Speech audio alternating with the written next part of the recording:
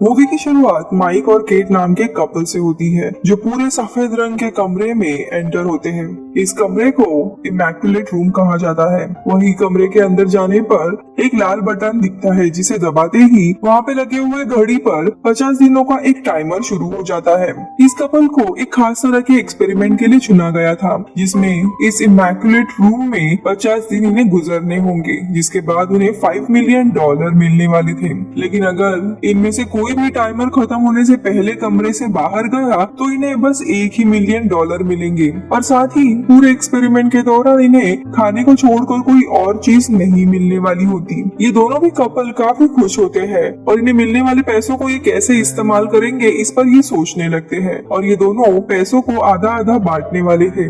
जहाँ पे केट अपने पैसों को इन्वेस्ट करना चाह रही थी, जबकि माइक जो कि आर्टिस्ट रहता है वो अपने लिए एक आर्ट गैलरी खोलना चाहता था। और यहाँ पे इन्हें रहने के लिए एक कमरे के अंदर बिस्तर और एक छोटा वॉशरूम दिया जाता है। इधर माइक आकर एक्सपेरिमेंट के रूल्स पढ़ता है जिसमें लिखा रहता है कि उन्हें खाने के साथ साथ $1 लाख की कोई एक ट्रीट भी मिल सकती है जो कि प्राइज मनी में से कट जाएगा। माइक फिर एक बटन दबाकर खाना मंगवाता है जहाँ पे उसे एक स्पेशल तरह का जूस मिलता है जिसे पीकर इन दोनों को 50 दिन गुजरने रहते हैं, जिसके बाद ये दोनों सोते हैं। लेकिन फिर माइक केट के करीब आने लगता है मगर केट को लगता है कि यहाँ पे कैमरास हो सकते हैं और इसीलिए वो माइक को दूर जाने के लिए कहती है। वही अगली सुबह केट वॉशरूम जाती है और खुद को इस एक्सपेरिमेंट के लिए तैयार करती है।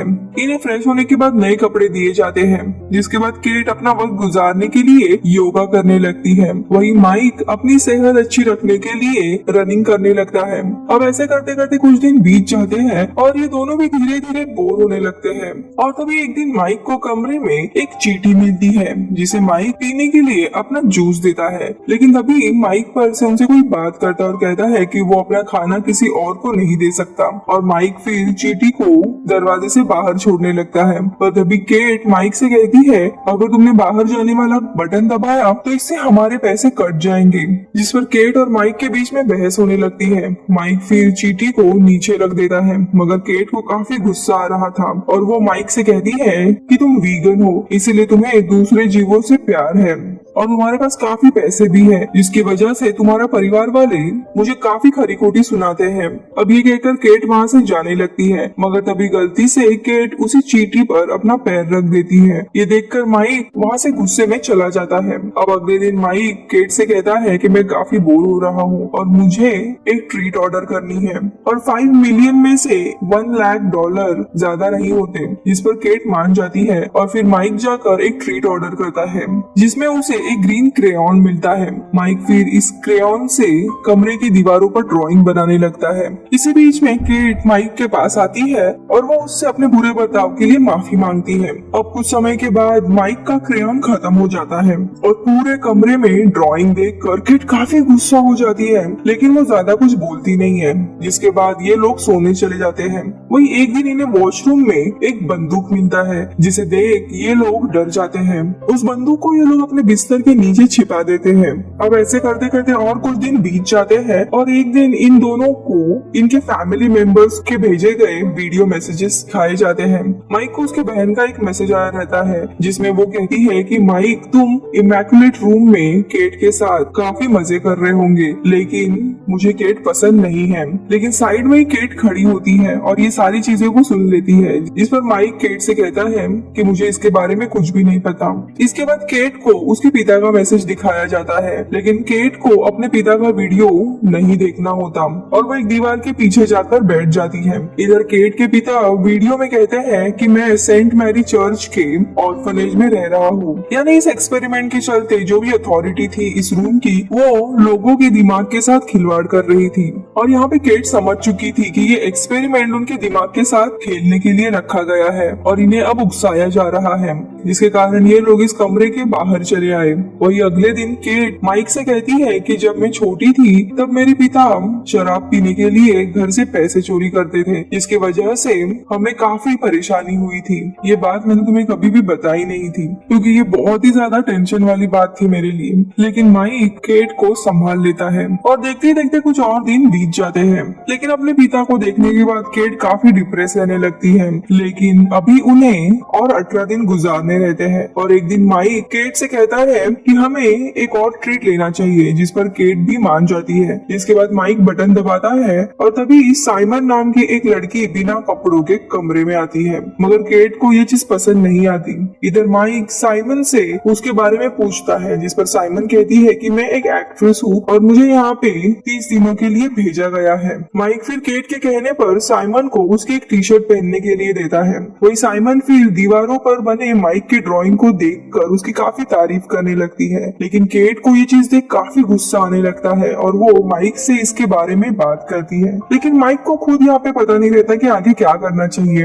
वही रात में माइक नीचे सोने का फैसला करता है, लेकिन तभी केट कहती है कि हम तीनों भी बेड पर सो सकते हैं। जिसके बाद ये तीनों एक साथ सो जाते हैं, पर केट इस चीज से और भी ज्यादा परेशान हो जाती है। वही अगली सुबह जब केट उठती है तो उसे कमरे में साइमन नहीं मिलती और ये देख केट समझ जाती है कि साइमन यहाँ से चली गई है। लेकिन जब केट वॉशरूम के अंदर जाती है वहाँ पे साइमन मिलती है जो कि फ्रेश हो रही थी। वही कुछ देर के बाद केट वॉशरूम से बाहर आती है और वो अपने लिए ट्रीट लेने का फैसला करती है, जहाँ पे केट को ट्रीट के तौर पर ड्रग्स की गोलियां दी जाती है। इधर फिर तीनों लोग इन ड्रग्स को ले लेते हैं, जिसके बाद इन लोगों पर ड्रग्स का असर होने लगता है और ये लोग अजीब हरकतें करने लगते हैं। पर इसी बीच में माइक को हैलुसिनेशन होने लगता है और वो अपने आप को एक स्विमिंग पूल के अंदर देखता है, जहाँ पे माइक को पानी के ऊपर एक छोटा बच्चा नजर आता है। लेकिन वो बच्चा फिर पानी में कूद जाता है, जिसे माइक फिर बचाने जाता है, मगर उसे वो बचा नहीं पाता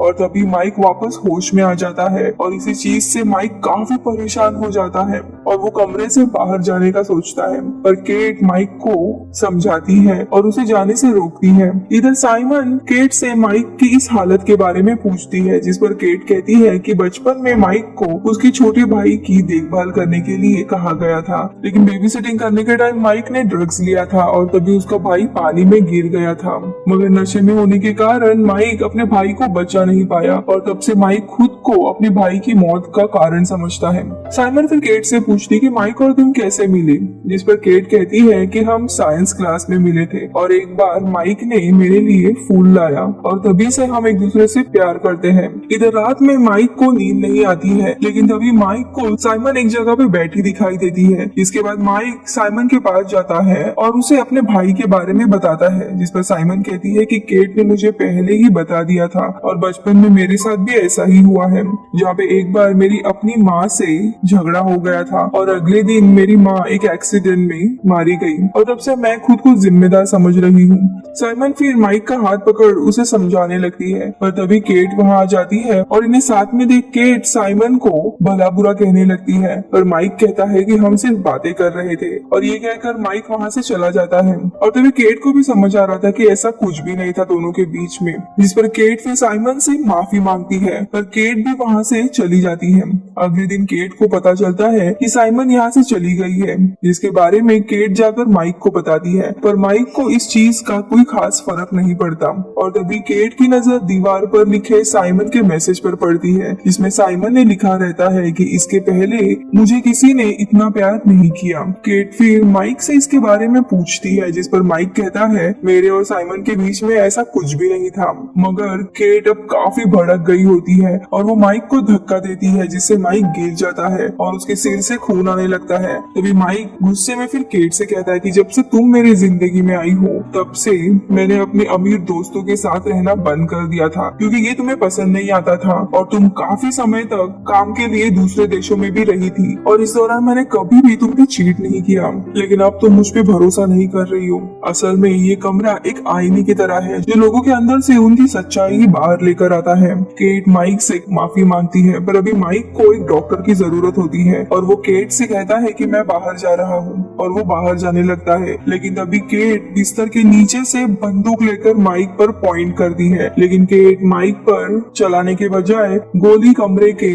छत पर चलाती है, मगर माइक कभी भी नहीं रुकता और वो बटन दबाकर बाहर चला जाता है। और अब केट अकेली बच जाती है, पर वो हिम्मत नहीं हारती और वो खुद उस कमरे में रहने लगती है। मगर एक दिन केट का दिमाग भी काफी ज्यादा खराब हो जाता है और वो धीरे धीरे पागल होने लगती है। एक्सपेरिमेंट खत्म होने के लिए 2 दिन रहते हैं, पर केट को कैसे भी बाहर जाना था और वो बटन दबाने के लिए आगे बढ़ती है। जिसके बाद हमें सीधा एक ब्लैक स्क्रीन दिखाई जाती है, यानी वो भी बाहर चली गई। वही सीन फिर कुछ महीनों के आगे शिफ्ट हो जाता है, जहाँ एक सुबह माइक जॉगिंग कर रहा होता है कि तभी उसे सेंट मैरी चर्च के बाहर केट मिलती है। जो भी इन दोनों के बीच में हुआ था वो इसके लिए माफी मांगती है। वही माइक भी अब केट को माफ कर देता है और पूछता है कि क्या तुमने उस इमैकुलेट रूम का एक्सपेरिमेंट खत्म किया, पर केट इसका जवाब नहीं देती और माइक से कहती है तुम्हारी बहन कैसी है। इसी बीच में हमें एक साइन बोर्ड दिखाया जाता है जिस पर कुछ लिखा होता है, जिसे पढ़कर हमें पता चलता है कि सेंट मैरी चर्च में नए किचन को बनाया जा रहा है और किसी अनजान शख्स ने काफी बड़ी डोनेशन चर्च को दी है। और ये शख्स और कोई नहीं बल्कि खुद केट रहती है, यानी केट ने वो एक्सपेरिमेंट पूरा किया था और $5 मिलियन जो भी मिले थे वो चर्च को डोनेट कर दिए थे। वही दूसरी तरफ हमें दिखाया जाता है एक नया कपल उसी इमैकुलेट रूम में चला जाता है, जहाँ पे 50 दिन उन्हें गुजारने पर $5 मिलियन जीतने का इरादा था और मूवी इधर ही खत्म होती है।